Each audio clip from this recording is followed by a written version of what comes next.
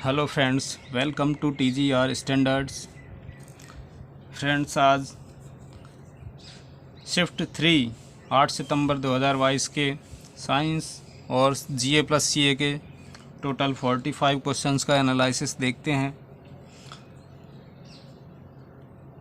आज से phase 3 start हो चुका है दोस्तों।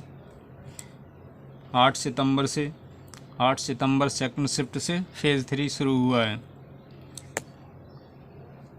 तो दोस्तों, पहला क्वेश्चन, 2022 में कार्बन न्यूट्रल खेती करने वाला राज्य, तो केरल। कार्बन न्यूट्रल खेती करने वाला राज्य, पहला राज्य बनेगा केरल। फिर अवतल लेंस में वस्तु को सी से परे रखें तो प्रतिबिंब। अवतल लेंस की बात चल रही है जिसमें हमेशा आभासी सीधा और छोटा प्रतिबिंब बनता है। तो कहीं पर भी वस्तु को रखें हमेशा आभासी सीधा और छोटा ही बनेगा। यह क्वेश्चन पूछा गया दोस्तों। अवतल दर्पण में वस्तु को सी पर रखें तो प्रतिबिंब सी पर ही बनता है। वक्रता केंद्र पर जब वस्तु को रखा जाता है तो वक्रता केंद्र पर ही उतनी ही दूरी पर प्रतिबिंब बराबर, वास्तविक और उल्टा ये प्रतिबिंब प्राप्त होता है। फिर क्वेश्चन है, फोर्थ, वक्रता त्रिज्या दी हुई है 8 सेंटीमीटर, तो ध्रुव व फोकस के बीच की दूरी, मतलब फोकस दूरी दोस्तों, तो ये वक्रता त्रिज्या की आधी होगी 4 cm। नेक्स्ट क्वेश्चन, P शक्ति 60 वाट, वोल्टेज 12 वोल्ट, तो धारा I इक्वल टू P बटा V, P equal to VI से I इक्वल टू P बटा V equal to 60/12 equal to 5 ampere. ये हो जाएगा दोस्तों P इक्वल टू VI सूत्र से। फिर यही क्वेश्चन दोस्तों, सिर्फ न्यूमेरिकल वैल्यू अलग है। एक और भी क्वेश्चन पूछा गया, वही धारा पूछा गया। यहाँ पर P बटा V, यहाँ पर P शायद या तो 100 था या फिर 110 था, या तो 100 था या फिर 110 था वाट शक्ति, और वोल्टेज 220 वोल्ट था। अगर 110 वाट माने तो ये 0.5 एम्पियर आता है, अगर 100 वाट माने तो 0.45 एम्पियर आता है। तो दोस्तों, सेम 2 सवाल आज।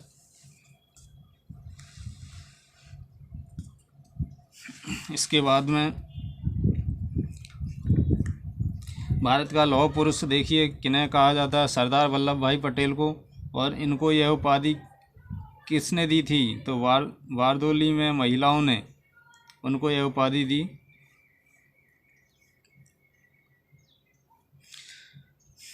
फिर नेक्स्ट, 2021 में अर्जुन पुरस्कार सर्वाधिक किस क्षेत्र में दिया गया, तो ये अर्जुन पुरस्कार जो खिलाड़ियों को मिलता है वो सर्वाधिक 18 हॉकी प्लेयर्स को मिला है। हॉकी के क्षेत्र में सर्वाधिक मिला है।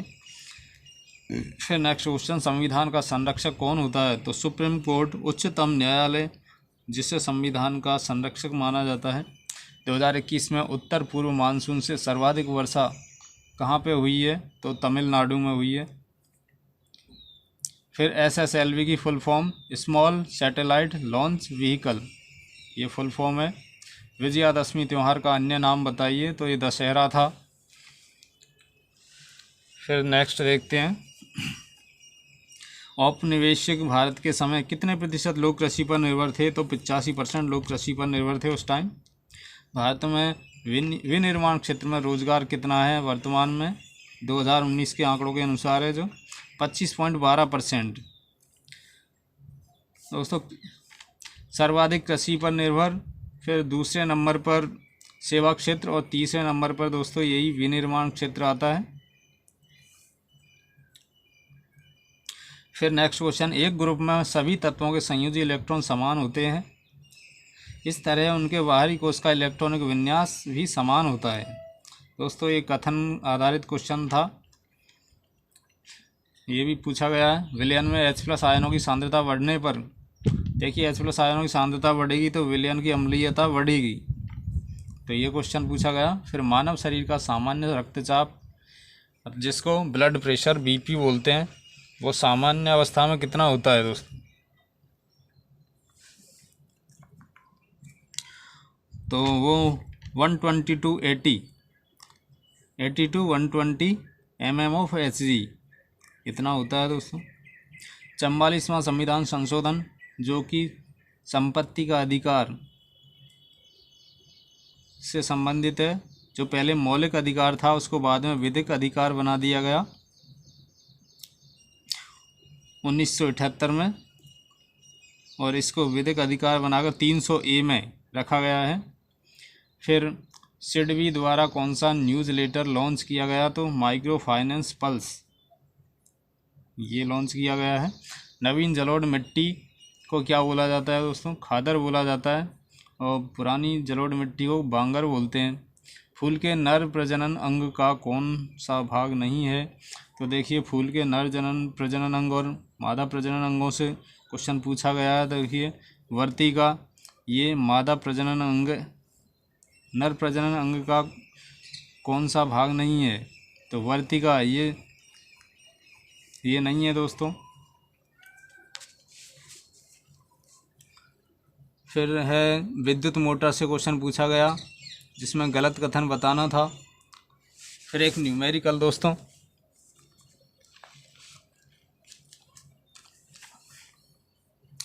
दिया हुआ है 12 वोल्ट के सोर्स से कनेक्टेड है, 2 प्रतिरोध, एक की वैल्यू है 4 ओम, दूसरे की 6 ओम। फिर इसमें पूछा गया धारा आई बताइए। I equal to V/R, V 12 volt दिया हुआ है, R इनका इक्वलेंट रेजिस्टेंस कितना हो जाएगा?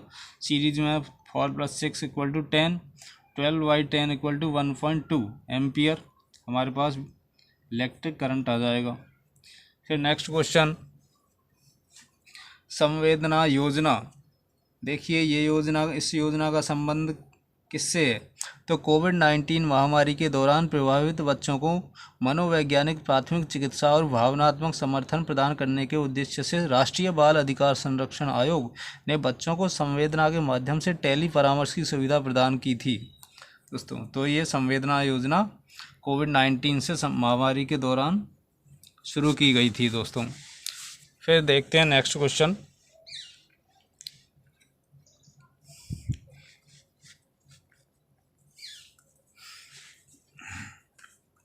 मैदा का यीस्ट की उपस्थिति में किण्वन होने पर फूल क्यों जाती है दोस्तों? तो देखिए ये ऐसा CO2 के कारण होता है।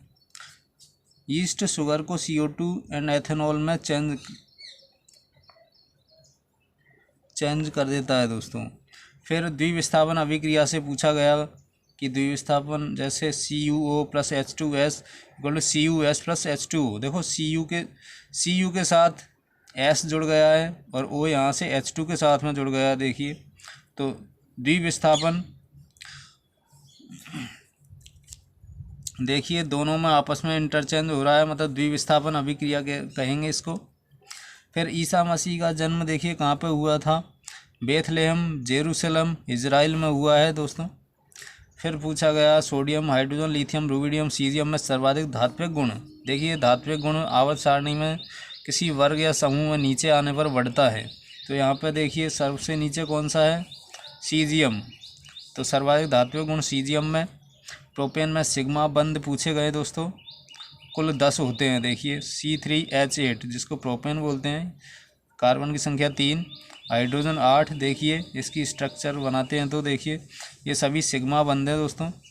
गिनते हैं 1 2 3 4 5 6 7 8 9 10, तो टोटल 10 सिग्मा बंध है। फिर इसके बाद में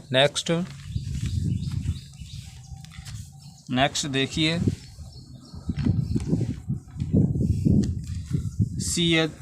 विरंजक चूर्ण नहीं, CH4 C2H6 C3H8 C4H10 सर्वाधिक क्वथनांक देखिए CH4 का बताया जा रहा है, और गलनांक सर्वाधिक देखा जाए तो C4H10 का है। इसमें हो सकता है इसमें आंसर ये हो या फिर ये क्वथनांक पूछा गया या फिर गलनांक पूछा गया, उस हिसाब से विरंजक चूर्ण का उपयोग पूछा गया दोस्तों। CaOCl2 उसका क्या क्या उपयोग है? किस संविधान संशोधन में स्थानीय स्वशासन से संबंधित संशोधन किया गया? तो 73वां संविधान संशोधन और 74वां संविधान संशोधन। ये तो ग्रामीण एरिया से संबंधित है और ये शहरी एरिया से संबंधित है।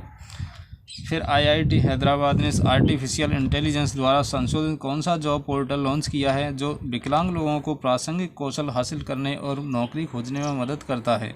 तो स्वराज्यबिलिटी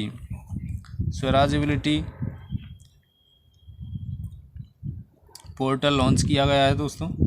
फिर धमनी से संबंधित कथन पूछा गया, सही गलत। तो सही गलत कथन बताना था। देखिए, हृदय से शुद्ध रक्त वापस शरीर में जाता है तो धमनियों के द्वारा जाता है, और जो अशुद्ध रक्त शरीर से हृदय तक आता है वो शिराओं के माध्यम से आता है। तो धमनी से रिलेटेड कोई कथन पूछा गया दोस्तों, वो बताना था। फिर स्वतंत्रता से पहले भारत मतलब विकासशील था, ये क्वेश्चन। फिर शिली भवन, ये मतलब क्या है? तो ये चट्टान में परिवर्तन की प्रक्रिया है।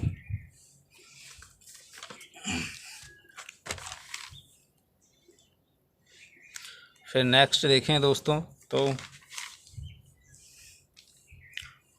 इंद्रधनुष में कौन सी घटना नहीं होती, ये पूछा गया। तो विवर्तन की घटना इंद्रधनुष में नहीं होती है।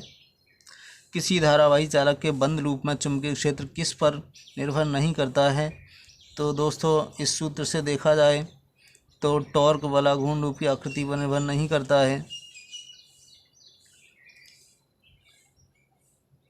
तब ये पूछा गया होगा, टॉर्क बलाघूर्ण जो कि लूप की आकृति पर निर्भर नहीं करता है, ये सही कथन था। फिर जाइलम और फ्लोएम से सही कथन पूछा गया। जाइलम और फ्लोएम जो कि जटिल स्थायी ऊतक हैं, इनसे कथन पूछे गए। फिर इसके बाद में जीन किस पर आधारित है? देखिए, जीन से मिलकर डीएनए बनता है, डीएनए से मिलकर गुणसूत्र बनता है दोस्तों। और किसी भी जीव की विशिष्ट गुणों के लिए जीन उत्तरदायी होता है दोस्तों। फिर भाषा किस मंत्रालय के तहत आती है? तो राजभाषा विभाग, मिनिस्ट्री ऑफ होम अफेयर्स के अंतर्गत आती है। फिर आधुनिक आवर्त सारणी में देखिए 7 आवर्त 18 समूह, ये पूछा गया। फिर दोस्तों 1-2 क्वेश्चन और।